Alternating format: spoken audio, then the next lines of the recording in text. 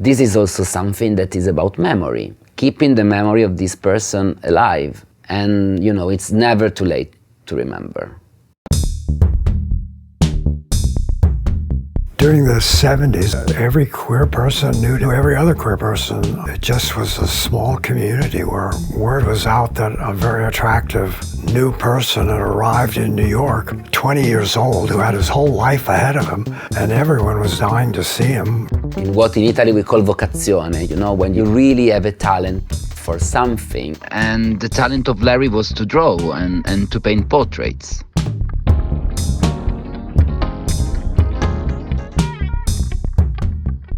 So while I was surfing the net, I found out this website and I saw a beautiful portrait of a boy with a yellow background, and I immediately thought, but who is this artist? I never heard about it, and I discovered was Larry Stanton. The only email contact that I found was Arthur Lambert, and he answered me, next time you came in town, you should visit me.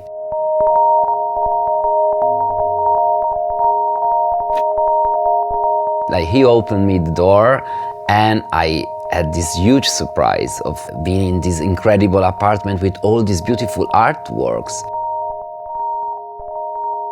I inherited his whole body of work.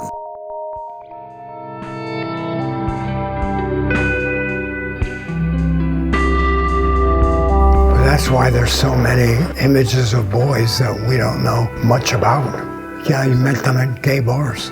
He had no trouble bringing someone home, and they sat for him and he drew them. They look like interesting kids, happy, carefree, fun, lively, energetic, and he captured that. It seems that Larry found his subject matter in the city, in New York, in Manhattan, and through painting the faces and torsos of the young men that he was meeting. Larry grew up on a rural farm in Delhi, in New York, and then he moved to New York City when he was 18 years old. And then he met Arthur and went to LA with him when he was really young. But, you know, that year in LA was foundational for setting up his career as an artist.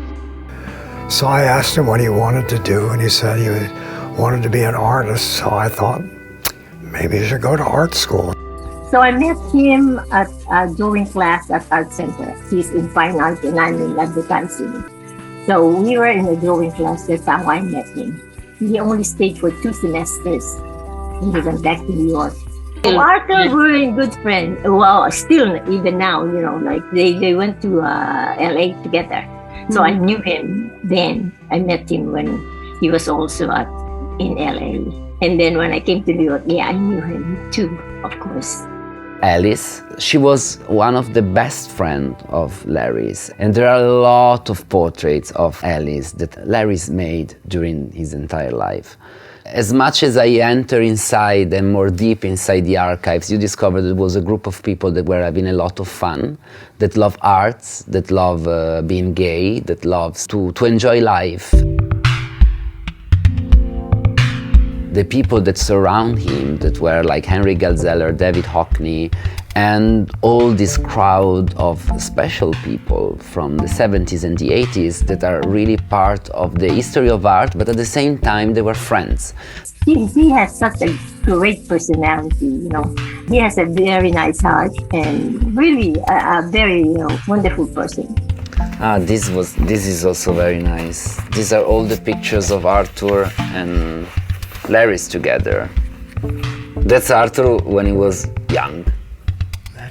Then a lot of portrait of you, of course, because you were one of the main subjects, maybe the most important person that he had in his life. He started his day at a coffee shop and had his coffee there every morning, went with his sketchbook, and he'd sit there and draw the other customers, and then back to his studio to work. A lot of the guys he painted, you can really tell their character through the drawings. And many of them came to the city looking for freedom, but, you know, at the end, many of them also succumbed to AIDS. So the artwork is like a memorial to this time and the boys Larry met.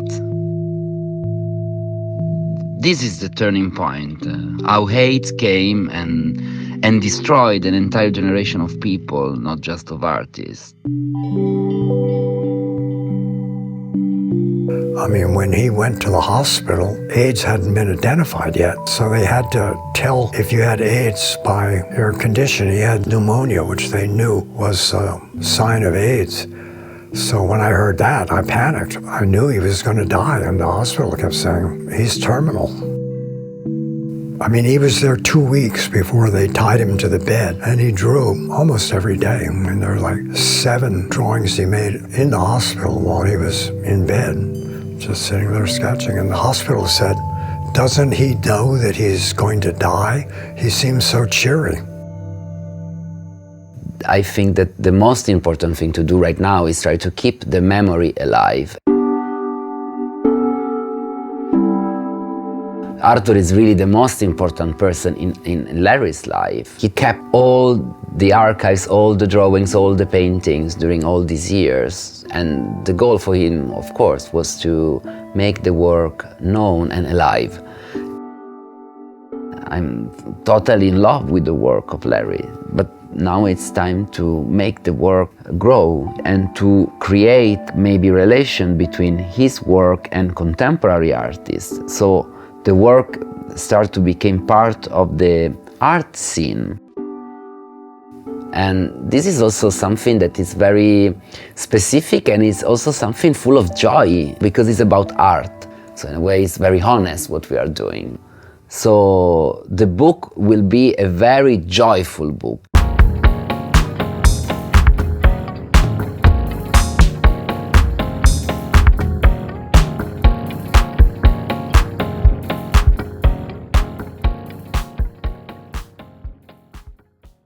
This t-shirt was painted by Larry, and I've got 3 of them.